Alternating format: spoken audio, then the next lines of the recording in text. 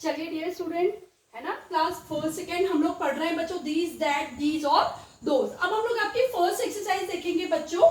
इसमें आपको कुछ पिक्चर्स गिवन है ना बच्चों। यहाँ पे जैसे मैंने यहाँ पे लिखा है कैट, लेकिन यहाँ पे आपको कैट की जगह कैट का पिक्चर जो है वो गिवन है। जैसे मैंने यहाँ पे स्नेक का बनाया है, तो आपको बच्चों लिखना है व्हाट इज। अब हमें ये देख के लिखना है कैट हमारे पास है या दूर है।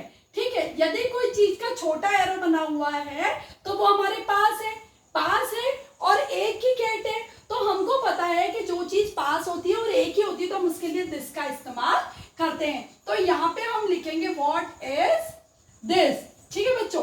अब इसी तरीके से स्नेक है, हमें बड़ा एरो नजर आ रहा है और बड़ा एरो का मतलब होता है वो चीज हमसे दूर है। तो जब कोई चीज सिंगुलर होती है, एक होती है और दूर होती है, तो हम उसके लिए किसका इस्तेमाल करते हैं? दैट का। ठीक है बच्चों। इसके बाद आपका एग्जाम्पल है, बहुत सारी कार्स हैं। ठीक है, अब वो कार्स दूर है या पास है आपको वो देखना है। अब जब कार ज्यादा है तो यदि वो पास है तो हम उसके लिए दीज का इस्तेमाल करेंगे, और यदि वो दूर है तो हम उसके लिए दोज का इस्तेमाल करेंगे। तो बच्चों जैसा मैंने आपको पढ़ाया था कि कोई चीज यदि एक ही है और वो पास है तो हम दिस का इस्तेमाल करेंगे। कोई चीज यदि दूर है, बड़ा एरो है, दूर है, तो हम उसके लिए दैट का इस्तेमाल करेंगे यदि वो एक ही है। कई चीजें यदि पास है लेकिन वो बहुत सारी है तो हम दीज का इस्तेमाल करेंगे, और वही चीजें बहुत सारी है और दूर है, एक से ज्यादा है और दूर है, तो हम दोज का इस्तेमाल करेंगे। तो बच्चों आपको सारी एक्सरसाइज इसी तरीके से दीज और दैट इसके पीछे फिल करके कंप्लीट करनी है। नाउ अब हम लोग आपकी नेक्स्ट एक्सरसाइज देखेंगे बच्चों। नेक्स्ट एक्सरसाइज क्या है? Look and right this that these और दोज। हमें देखना है और लिखना है। तो जो चीजें, अब मुझे पता चल गया, पक्का याद हो गया कि जो चीजें पास होती हैं उसके लिए मैं दिस या दीज का इस्तेमाल कर सकता हूँ या कर सकती हूँ। जो चीजें दूर है उसके लिए मैं दैट का इस्तेमाल, जो दूर है उनके लिए या दोज का इस्तेमाल कर सकते हैं। अब मुझे समझना है कि यहाँ पे कौन सी चीज दूर है और कौन सी चीज पास है। तो देखो, dash is a pair. Pair है ना यहाँ पे, तो ये पेयर मेरी कैसे है बच्चों? पास है और एक ही है। तो एक है तो मैं किसका इस्तेमाल करूंगी? दिस का इस्तेमाल करूंगी। ठीक है बच्चों। नेक्स्ट हम लोग देखेंगे डैश आर प्लम्स।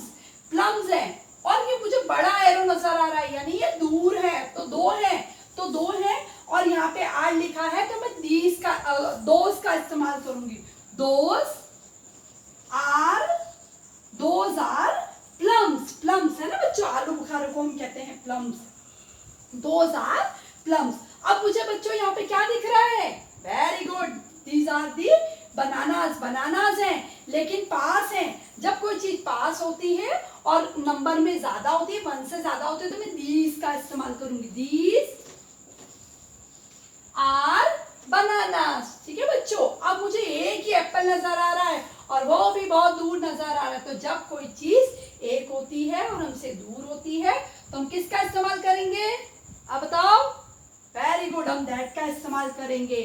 तो दैट इज एन एप्पल। अब मुझे नजर आ गया कि ये एप्पल दूर भी है और एक ही एप्पल है। तो बच्चों इसी तरीके से आपको आपकी रिमेनिंग एक्सरसाइज भी कंप्लीट करनी है। इसके रिमेनिंग क्वेश्चंस है वो आपको कंप्लीट करने हैं, और बच्चों आपको इसमें भी आपके रिमेनिंग क्वेश्चंस कंप्लीट करने हैं। बच्चों आपको यदि इन केस कुछ भी नहीं समझ में आता तो you can ask the questions. ठीक है, आप बच्चों हमको इसमें एरो से समझना है। जो एरो छोटा है वो चीज पास है, जो एरो बड़ा है वो चीज दूर है।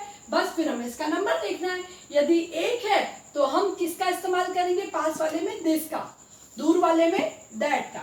यदि एक से ज्यादा नंबर है तो पास वाले में दीस का और दूर वाले में दोस का इस्तेमाल करेंगे। सेम रूल बच्चों इसमें भी अप्लाई होता है। तो हमें इसी तरीके से दोनों एक्सरसाइज कंप्लीट करनी है। I hope you all understand this topic, this, that, these and those. ठीक है बच्चों। और अब आपको हर चीज में ऑब्जर्व करना है कि कौन सी चीज आपके पास है। घर में भी आप बहुत सारी चीजों को ऑब्जर्व कर सकते हैं कि जो चीज आपके लिए पास है आप उसके लिए दिस का इस्तेमाल कीजिए, जो चीज आपसे दूर है उसके लिए आप दैट का इस्तेमाल कीजिए यदि वो एक है तो। और बहुत सारी है और पास है, जैसे आपकी किताबें आपके पास होंगी, अभी बहुत सारी। दीज आर माई बुक्स, ये मेरी किताबें हैं। तो बच्चों इसके साथ और इसके साथ हम हेल्पिंग वर्ब आर का इस्तेमाल करते हैं। दीज और दोज के साथ बच्चों हम आर का इस्तेमाल करते हैं और दिस और दैट के साथ बच्चों में इसका इस्तेमाल करते हैं। आगे आपको अच्छे से समझ में? I hope you all understand these exercise very well. Thank you.